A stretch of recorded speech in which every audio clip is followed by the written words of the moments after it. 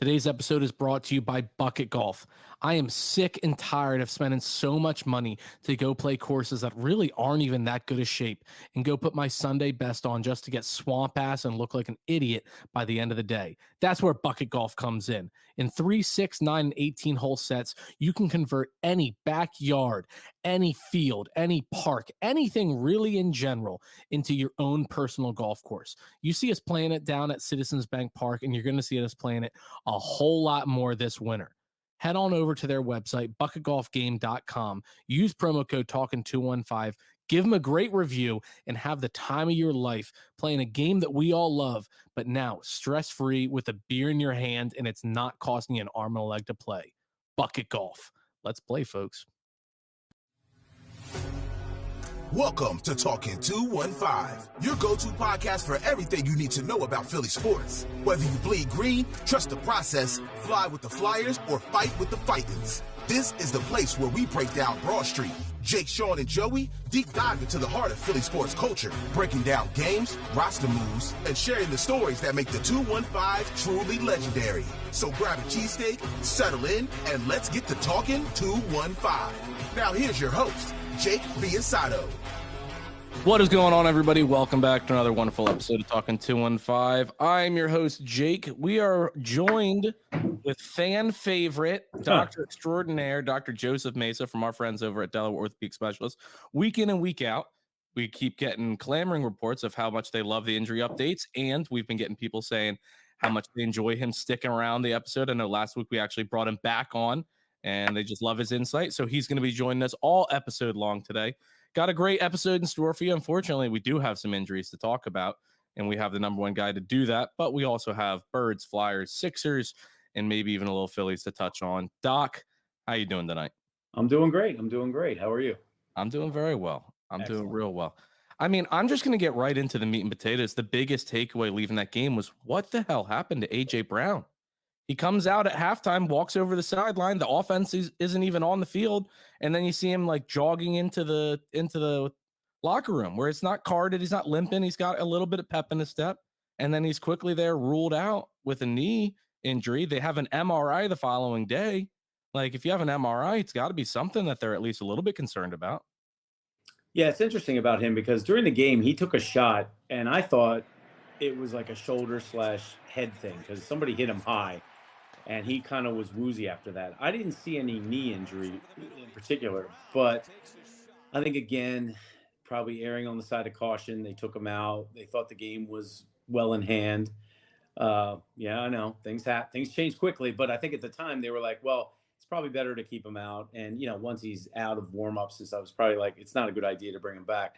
Yeah. I think the MRI is just a precautionary thing. They want to kind of know right away what they're dealing with and how long they expect him to be out. So I think listing him as day-to-day is probably the best news we can get for AJ because it means that there's not anything structural that they're really seriously concerned about because they would definitely hedge their bets, especially at this part of the season to kind of, if there was something, rest him up in the hopes of getting him later on in the season and into the playoffs. So I think the fact that the MRI, I think a lot of people get the MRI because it kind of takes out a lot of doubt in terms of what we're dealing with. And I think that the MRI, in my opinion, was positive because them making him day-to-day is the best case scenario.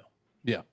No, I mean, you heard that they expect him to play this weekend. They expect him to be fine and everything. It just seems weird that, they bring him out after halftime. The offense doesn't ever step on the field. Then you get, the reporters being like, oh, and A.J. Brown heading to the locker room. And then he's ruled out shortly thereafter. Just kind of a head scratcher. Yeah, I didn't see anything in the game that made me be like, oh, that was a bad shot or something. And, sometimes you just tweak it doing something, stretching or something, and you just hit it a certain way. You think you can shake it off, and then you realize, hey, this is a little bit more significant than I thought. And I think they were just being cautious. Yeah.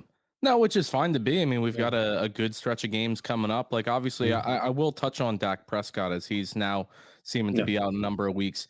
It's funny. We've talked about this on the podcast for a while. It's so rare that we get the Dak Jalen matchup. Even the Dak Wentz matchup, we never really got. It was always somebody was out. And sure, it's good for the Eagles that they're starting quarterbacks out, but we say it all the time, like, we want to beat them when they're at their best.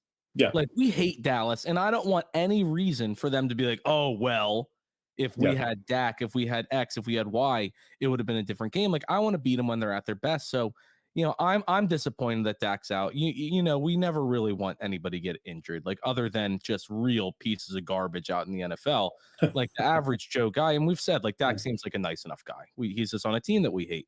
So Yeah. it's upsetting to see that I believe he's already ruled out, or they're all but ruled him out for this week. What can you tell us about his injury, and is it going to be something that could, linger the rest of the season, or do you think he'll be back? Well, I think that it is fairly significant because I've seen reports that he may be out several weeks, and that tells Yeah. me that it's more like a Dallas Goedert type level of injury to the hamstring, and that could be debilitating. And again, he's not sprinting that much, but the thing that based on his position, it's a lot of change of position, running, stopping, and stuff, which is hard on the hamstring. And I think it's going to be a thing where he may be back, but by the time he gets back, it may be too late for Dallas this season. So they may just be like, hey, you know what, we're going to close it up, because I think if he gets back it could be a nagging injury for him. Yeah, and if they lose the next 2-3 games, I mean, Yeah. why bring him out there and risk all this injury if there's going to be a chance that they're just not really going to be in any position to do anything? Right. They're teetering now, and I know they were buyers at the trade market, but the bottom line is I think they're basically hovering, and I think that the way it's been going is not good. This is not a team that I would say I would push him getting back. Yeah. No, So exactly. I would be surprised if he plays against the Eagles. I'd be shocked. Yeah.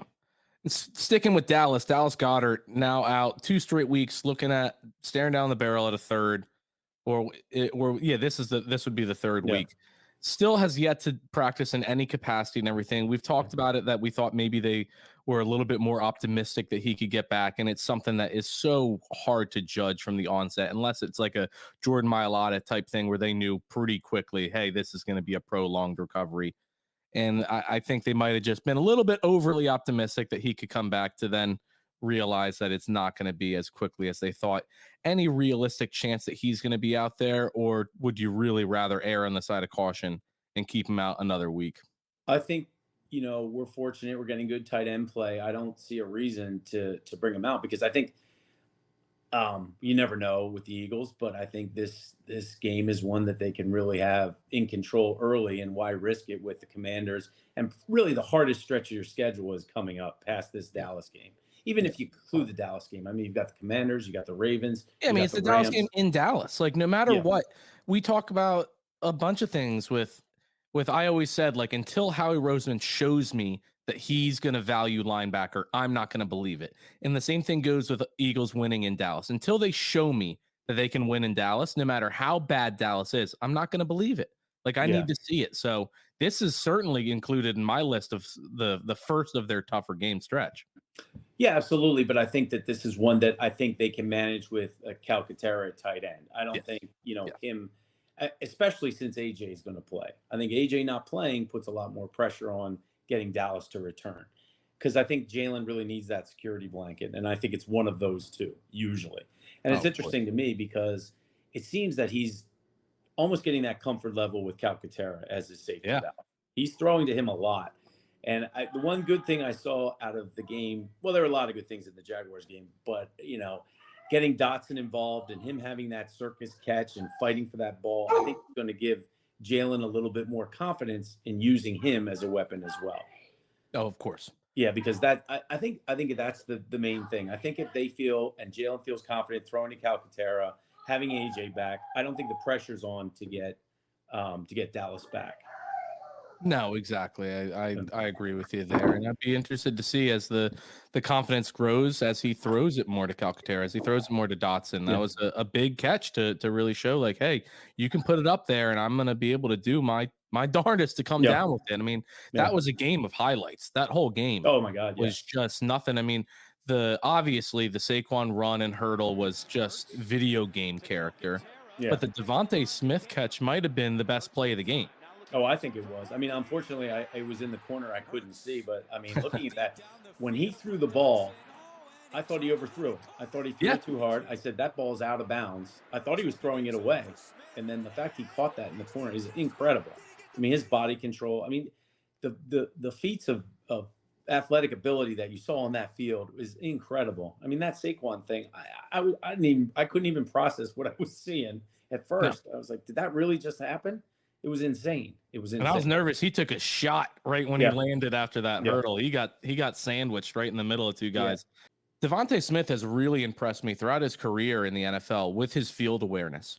I mean, from a rookie on, he always knows right where the sideline is. You see so many toe tap catches to keep a foot in bounds, going on to move the sticks. You see so many back of the end zone just dragging that foot. His awareness to be able to know exactly where the out of bounds is and control his body while watching over his shoulder. We had two guys in Nelson Aguilar and Jalen Reagor who had separation skill. They had route running skill. They'd get open, but you threw the ball up over Nelson Aguilar's head. He doesn't know where it is. I mean, he's a Double Herrera out there losing a fly ball in center field. Well, there was that famous game in Dallas where they threw the ball and he had no clue where Carson threw the ball. It was he had no idea where it was. It is, I mean, the talent that's out there is so impressive to me. And again, I was saying this at the game. I was like, he's a wide receiver who won the Heisman Trophy. And that's only happened 4 times. So this guy is special, you know? No, the kid can ball, that's for sure. And it's just so impressive to see. I mean, it brought into the NFL, you heard all the things always too slight. There's never been a guy his height to weight ratio and everything. A lot of people were just skeptical that he'd be able to really stand up to the physical play. And he's missed, one game in his career? Yeah. He's taken some shots too. And that one game was on a cheap shot, Oh, yeah. Yeah. I mean, that wasn't a legitimate hit. Yeah, that was not a legitimate hit. No, and he's taken some legitimate shots, and he always is just up for the challenge. Devonta Smith, A.J. Brown, Saquon Barkley. I mean, we've got an offense that's just incredible right now. Jalen Hurts, been pretty darn steady. He had obviously a number of plays where we're sitting there, and I have yet to really dive deep into all 22. Our guy Shane Half, if you don't follow him on Twitter, great follow. He does a really good job breaking down the all 22 film. But watching it at home, at least, I was left scratching my head like there's no way the Jags defense is good enough to be having nobody open, because you saw so many plays where he had decent protection and we're just screaming, get rid of the ball, get rid of the ball, get rid of the ball. And so I tweeted, I was like, I don't know if it's Jalen, if it's the play call, if it's the Jags defense. I don't know what's going on. And so I can't really firmly be like, Jalen's got to get rid of the ball more. That's ridiculous. That's outrageous. But it's something certainly that we need to look into and everything. But it was another game with no Jalen turnovers. They are now 15-1 in games that Jalen does not turn over the ball. We're seeing takeaways come from a number of different people on the field. I mean, before last week, I think the only player to have an interception was Reed Blankenship. And then, CJ got involved. Obviously, Nakobe Dean had the closing interception of the game what a way to have your first interception. Yeah, not he only looked like a receiver, game, but it's an acrobatic, gorgeous pick. Yeah. Yeah. I mean, you're starting to see, the thing I like to see is just the way the defense is playing better. Great linebacker play, and seeing, even on punt coverage, you see Sidney Brown being Sidney Brown and hitting that guy and forcing the fumble right out of the chute, which fortunately turned things in the Eagles' favor because they were 3 and out in the first series, exactly 5 and out, whatever it was, and they, and that was like, oh, here we go again, no scoring in the first quarter, and he turned that around very quickly. So I think we're starting to get plays from our defense, which, we've been in a drought for turnovers in this last, 5 in the last 2 games, which is a good sign, a very good sign. No, certainly. And really, as far as the players in the field, not too many negatives. The only real negatives I had was obviously like Avonte Maddox played next to no snaps. And again, we said it last week, say it this week. Every team knows when Avonte Maddox steps on the field. Right. They all know that's where we need to target. He's going to either overcommit and commit a foul, or he's going to overcommit and our guy's going to burn him. And they did it again for a huge conversion. Isaiah Rodgers early was playing very soft. I don't know if that's more Fangio or Rodgers, but we had multiple 3rd and longs. We had that 4th and 13. Yeah. Where it's just like, okay, I'm with like off coverage, but you need to know where the sticks are. And once he gets to that point, you have over the top help. You don't let him get to that point. You don't then maintain that 2 to 3 yard separation past Right. the 6. You gotta get on there. But my biggest negative takeaway is a guy I've talked about all season. Who is the CJGJ guy? Because he's not the guy we had 2 years ago. Right. Oh, I agree. He's an utter liability out there. He's terrible. He's our worst player on defense, and it's not like our worst starter on defense. Obviously, you can say like we have these, backups that can come in, but he's our worst starter on defense, and it's not even close. Yeah, he's not having a good year, to say the least. And I think it is. And my biggest negative is this game almost seemed like a repeat of the Atlanta game. And again, it's like they turn the defense off in the fourth quarter and say, hey, we'll give you the whole field. And you can't do that. I mean, that would have been a loss if it wasn't for a extremely acrobatic interception. That game should have been a loss. And the reason for that, amongst others, is the fact that the defense just kind of gives them yards that you don't have to. I think it may be an issue of we have a lot of young receivers and we don't get burned for the deep ball. But honestly, you're playing the Jaguars. And yes, Lawrence has a great arm. Their top 2 wide receivers out. Right. And Lawrence has a great arm. But again, he's had issues. And I'd rather take my chances with him throwing a bomb than letting him march right down the field with passes he's very comfortable throwing. Yeah. And next thing you know, they're in the red zone. And I'll tell you, if I could switch one player, I would switch, Lawrence with Jalen for 2-down conversions, because his 2-down conversions or 2-point conversions were awesome. Yeah. Both those plays. It was great throws. And I was like, why can't we do that? Yeah, I mean, I'd probably put more of that, and this leads us right into the main topic of the day, is on coaching. Those 2-point conversion calls. I mean, Nick Sirianni left 9 points on the field, and then obviously there were 8 points given to the Jags on the ghost fumble that they're saying he wasn't down by contact. I mean, you clearly see his leg, his sock get moved out of position.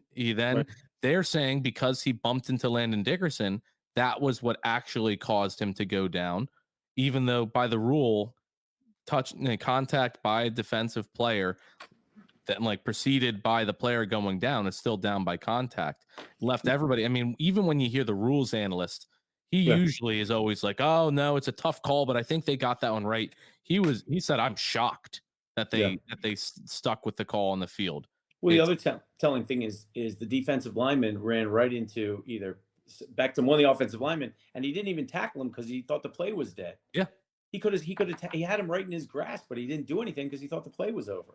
No, it's and then he turns around and goes for a touch. It's a lot of head scratching on the officiating. There was another play that they called an interception that clearly bounced off the turf, and I was like, he caught it up here. I'm like, it had to bounce off the turf for him to catch it up here. I was like, physics, it's simple, and they let it go. And then I guess they saw the jumbotron and were like, oh wait, that's not a catch. I mean, no, exactly. I mean, thankfully, all turnovers are reviewed.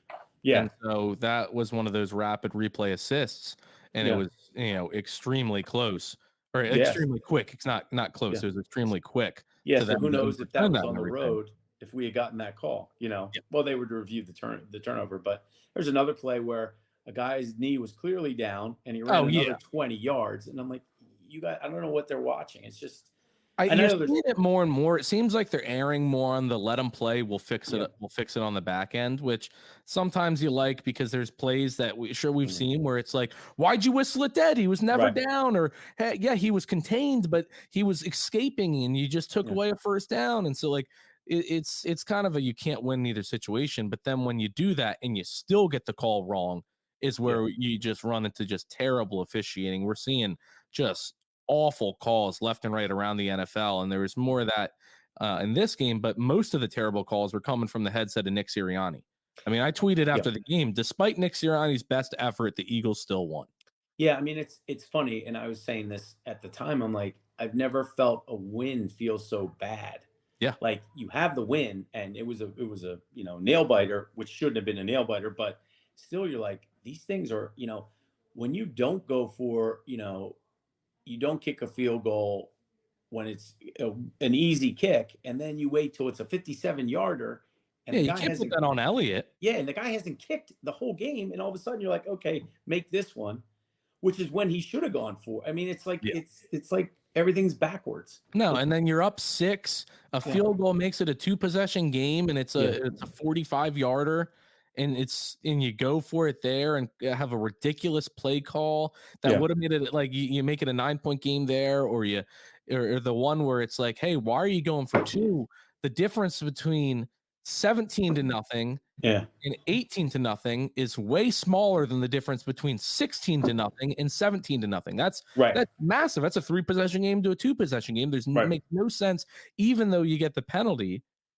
To go for it there. I mean, sure, we got screwed. Every angle shows. You can see the nose of the ball broke the plane. That's another one that I don't know how they messed it up. You see right down the line. The nose of the ball is 6 inches, 8 inches over the goal line, and they said there wasn't enough to rule them short or to rule it in. And so I mean, I get it. We made it, but it seems weird. They're doing this tush push, and they're like seemingly went away from it later in the game. But the reason that they weren't getting it was Jalen went too high. I mean, you got the low man wins in this situation. Well, the other thing you got to figure is there's no Jordan Mailata there. And you can't tell me that he is not a factor in the success of the tush push. Yeah, you take a rugby scrum big rugby player who's used to getting low and pushing, and you take him out of the equation, and you put a guy that's a traditional. I mean, I think that makes a difference, and I think they have to consider the fact that they are not at full strength in the front. And by the way, you have one of the 2 top rushers in the NFL right behind him. You know, that guy can get a yard. If anyone can get a yard, it's that guy. Let him get behind center and just hand him the ball. You know. Now there was a bunch of calls that just left me like the designed play to get Anais Smith the ball on 2nd and 12. It's like why are we choosing now? To be like, this is a situation where we need to get the ball into Anais Smith's hands. Throwing the ball to Ben Van Sumeren. Like, well, it's cute. It's cool. We have a fullback again. John Ritchie is ecstatic. Yes. But it's not doing anything for us. This was a game. It's funny. You say that it's like a game that a win that you feel bad about. I felt way worse about the Browns win. Because I thought we just played a bad game. And the Browns played a worse game. I said the Browns sucked and we sucked just a little bit less. This is a game where most of the time the defense absolutely dominated. Most of the time the offense did a relatively good job going down the field. We just left 9 points on the field because our head coach just couldn't get his head out of his ass. And we got screwed by an 8-point swinging play because that not only gives them 8 points right away, it also stalled a drive that when he went down, it was a 5-yard gain. It's 2nd and 4, 2nd and 5 there on a drive. They could have very well went down and scored. So we're calling it an 8-point swing. For all we know, it could have been a 15-point swing or an 11-point swing. Oh, absolutely. You never know what happens. So it was a game that I felt way better about afterwards, even though they nearly choked at the end. Sure, like you said, the 4th quarter defense, you can't allow a team just to run down the field like that. You have to be a little more aggressive. I did like that Fangio threw 5 guys at him almost every time in the 4th quarter. But then you can't have guys playing so soft on the back end. Right, that's the thing. You can rush, you can blitz, but you better have tight coverage, and they didn't have both. And that's why he had an escape every time. And you know, it's just one of those things where what bothers me, it's like anything. Like, you know, if you're operating and God forbid you do something that's a mistake, right? It happens, but the thing is, it shouldn't happen a second time. And that's what bothers me. The mistakes that they made in the Atlanta game and mistakes made in other games are coming up again. And it's about time for him to be like, look, if we're in field goal range, we take the points. You know, we take the points. We don't have to be heroes. And you should know your opponent. And and sure, there are situations where you don't. There are situations you go for it. It's the time and place in which we go for it, and then the time where we don't. Like you said, 57-yard field goal. No. But then you don't go. Then you go for it when it's a 38-yard field goal. And the other thing is, you know your opponent. You know darn well that we're playing Jacksonville, and if we put points on the board, we're going to put them away. But if we settle for field goals when we need touchdowns, when we're playing, say, a Detroit or even a Washington, that's a different game. And I would consider being more aggressive if that was our opponent. We were playing a team that wasn't scoring a lot of points, was in free fall, you know, and that's a team you just put the points on and put them in the rearview mirror. It's a stressful game that didn't have to be stressful for everyone. I mean, we almost held Jacksonville to under 100 total yards of offense in the first half. I I mean, they had. They I had like think they had like 35. under 50 yards of offense heading into mid second quarter. Yeah. They had like 35 total offense in the middle of the second quarter.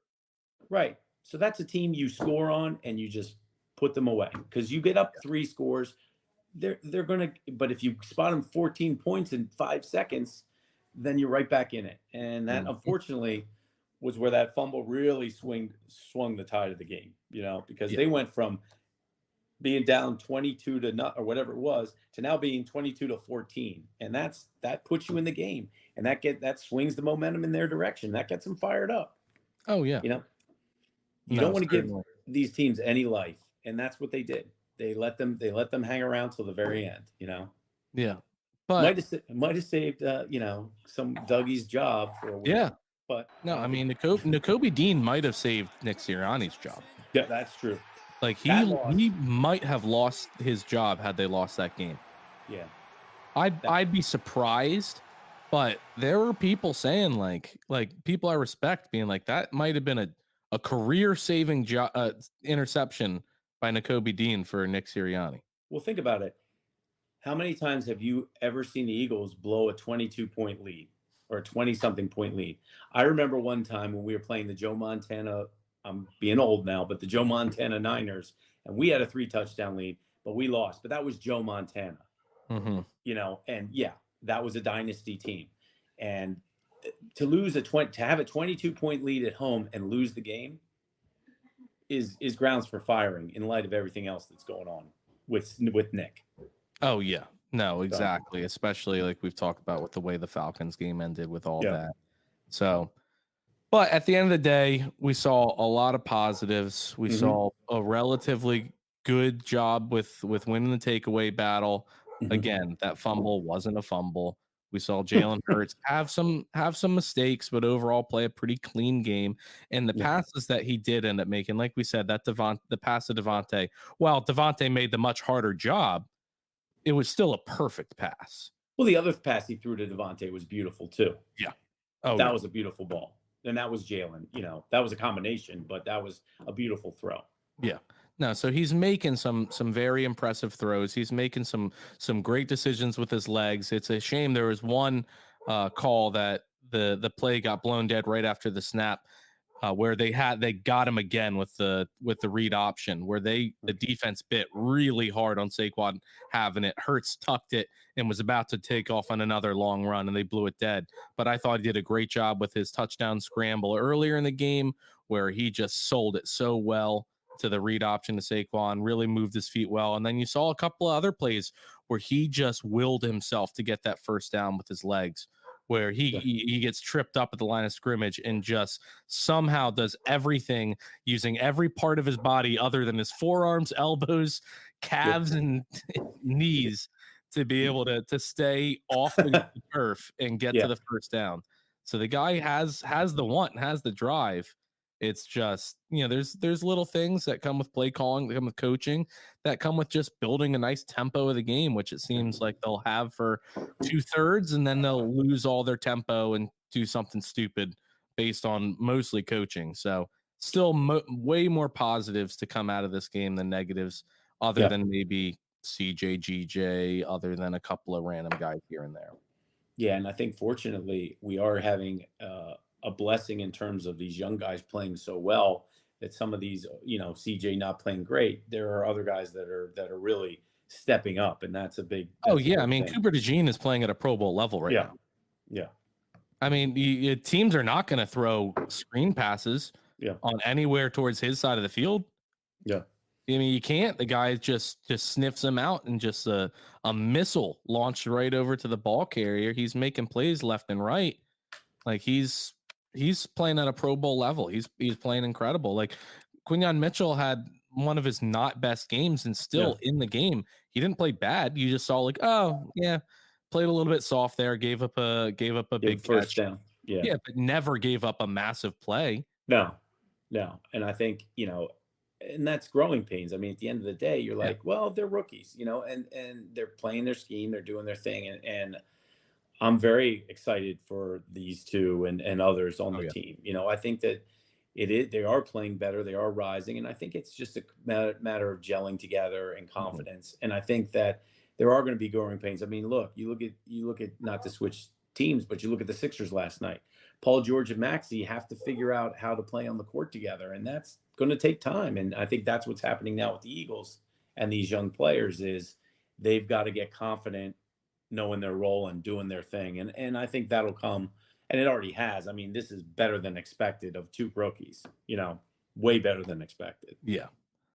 Today's episode is brought to you by Delaware Orthopedic Specialists. The birds are back, and you know what that means. Dr. Mesa joining the pod on a weekly basis, providing the best up-to-the-minute updates on all of our Eagles.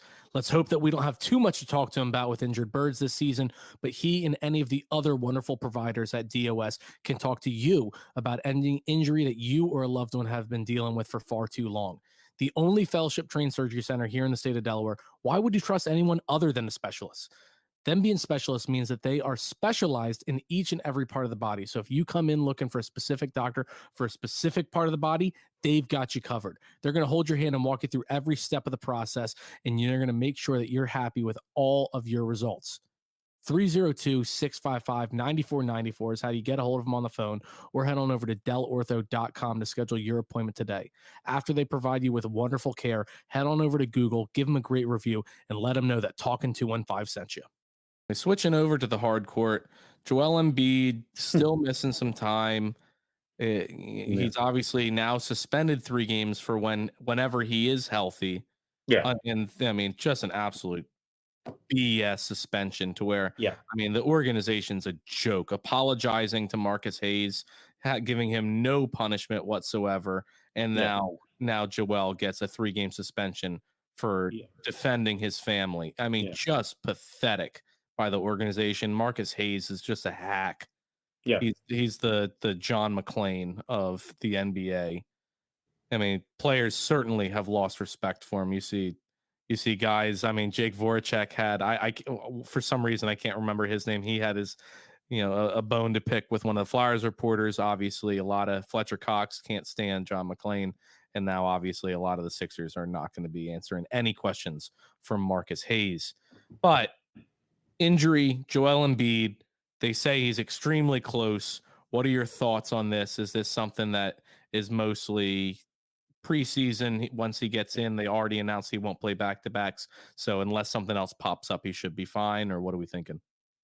My opinion, if I was the medical staff for Joel, I'd say I'm ready now. Exactly. Take the 3-game suspension, the 2 in LA, the game against the Knicks, and then play the second game of the back-to-back against the Cavaliers. And I think I definitely think he's close. I think it's,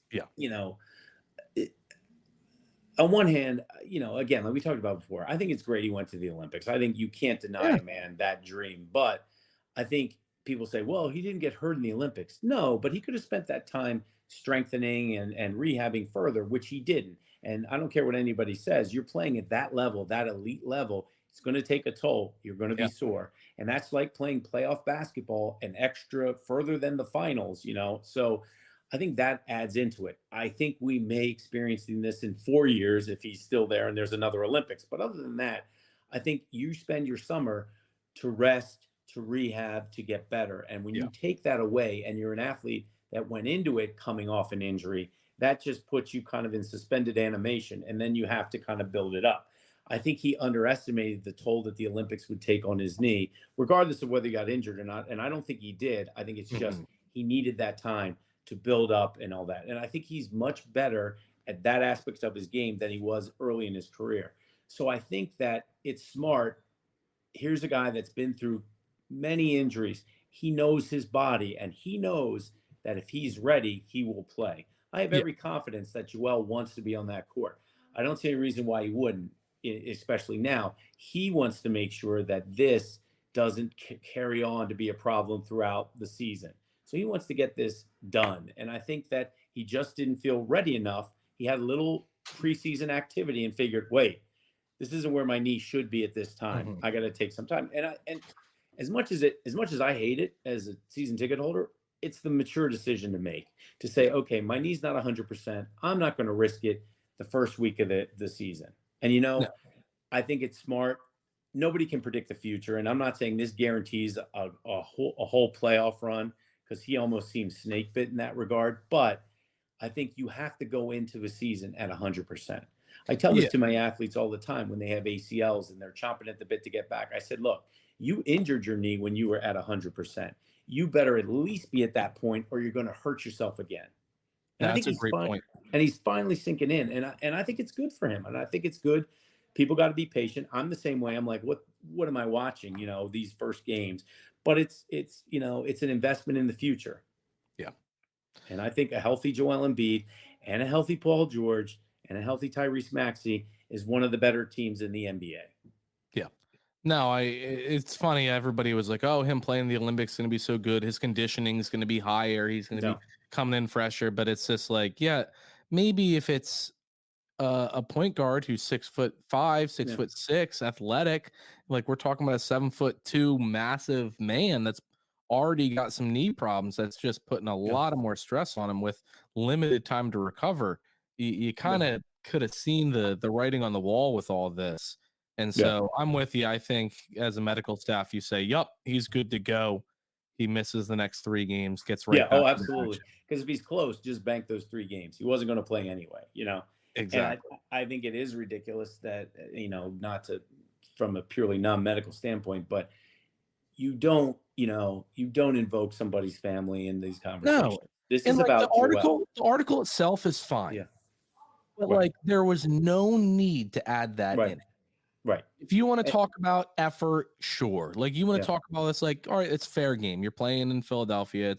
It's been a prolonged kind of thing, but there's just no need to bring that aspect into the article. Right. But I mean, Marcus Hayes has a history of just making articles like, not about himself. He just making them unnecessary, adding in some fluff, selling papers. Exactly, to sell some papers. And hats off to Joel for being like, no, not playing that game. And Joel made some great points. I mean, he talked about his face and he played with the mask, and it probably was earlier than he should have. He literally, I don't know if people remember this, but when he did have the one fracture, he dislocated one of his fingers that was like sideways. Yeah. And he played on through that, and he's played on through injury. That knee was not fully recovered when he was in the Knicks series, and you could see it, but he was out there. So I give him credit. I think, early Joel, year 1 and 2, didn't have the heart. Now that man does. And I wish him the best. I hope he does great. I think he will. I think there's still a lot of good basketball in that body, but he has to respect what his body is telling him. And that's what he's doing. So I think he'll be back soon, though. No, I'm looking forward to it. I'm very excited to see what they can do. Travis Konechny gets the puck on a breakaway, has one man to beat, and that's the goalie, and he shoots it well wide. Hockey, you listeners are going to have the opportunity to go to a Flyers game here shortly, either the 11th or the 18th. We're waiting to see which ones we're going to be giving away. But thanks to our friends over at Delaware Orthopedic Specialists, we're going to have a 3-pack of tickets to one of those 2 games. We're going to be deciding it here probably tonight or tomorrow on which game, and give you all the opportunity to head on down to the Wells Fargo Center and watch our orange and black go out there and give it their best, seemingly figuring a little bit of stuff out after a very tough road trip to start the season. And hopefully they can continue building stuff. A lot of head-scratching moves still played on defense that they're working on. Torts is very clearly not happy behind the bench. They gave up a hideous goal earlier today. Still have some questions in net. But it's still an amazing time down at the rink watching the boys play. And these seats are pretty great. Center ice, second level, aisle seats, because that's how we play. So I argue there's no better view in the Wells Fargo Center than center ice, center court, second level. You see everything. You're not worried about, which end are they shooting at, and you just have a great angle the entire game. And it's about midway up. It's not towards the very back wall, and it's not right down on the second level glass. So looking forward to sending a few more folks down there to have a good time. No, that's awesome. Nothing better than live hockey. Oh, yeah. No, I mean, it's a great sport to watch live. Such an incredible sport. I was never great at it. I was probably never even very good at it, but there is no sport I love playing more than ice hockey, and watching it's right there with it. It's the most exciting sport to watch live. It's just nonstop. It's the only sport where you can give 45 seconds of everything you got, and then you're like, all right, next. Yeah. And there's a sport where you see guys that just give heart all the time. I mean, it's a tough sport to play, and they play all out. You know, they may not be so good right now, but they're trying as hard as they can.